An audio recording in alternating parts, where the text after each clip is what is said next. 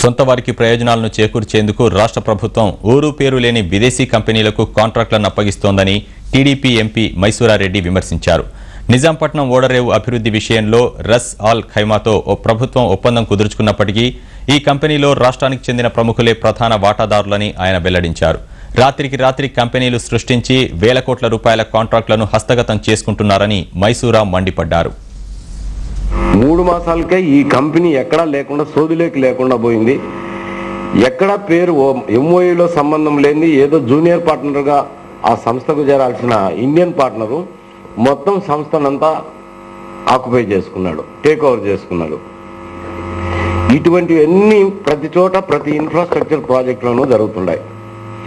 ఏదో ఒకటి foreign company అని చెప్పడము, వాళ్ళతో ఒక ఎంఓయూ చేసుకోవడము, వాళ్ళకు పర్మిషన్ ఇవ్వడము, ఆ కంపెనీ రిజిస్ట్రేషన్ చేసిన తర్వాత ఎక్కడ కూడా నామరూపాలు లేకుండా పోయినాయి. గతంలో కూడా మీకు చీమకుర్తిలో కూడా అట్నే జరిగింది. ఏదో ఇటలీ కంపెనీ అయింది, అందువల్ల మార్కులు వచ్చినాయి, అందువల్ల ఎక్స్పీరియన్స్ తీసుకున్నామన్నారు. కానీ రిజిస్ట్రేషన్ తర్వాత అది ఎక్కడ కూడా ఈక్విటీ షేర్స్ కూడా అలాట్ చేయకుండా వెళ్ళిపోయినారు. ఇరిగేషన్లోనూ అదే, మా ఇంత ఎక్స్పీరియన్స్ ఉంది, సింగపూర్ కంపెనీ అంటారు, మలేషియా కంపెనీ అంటారు, దుబాయ్ కంపెనీ అంటారు, ఏ లెటర్లు తెస్తారు, పెడుతున్నారు. మళ్ళీ ఆ కంపెనీలో ఎక్కడ కూడా నామరూపాలు లేకుండా ఉన్నారు.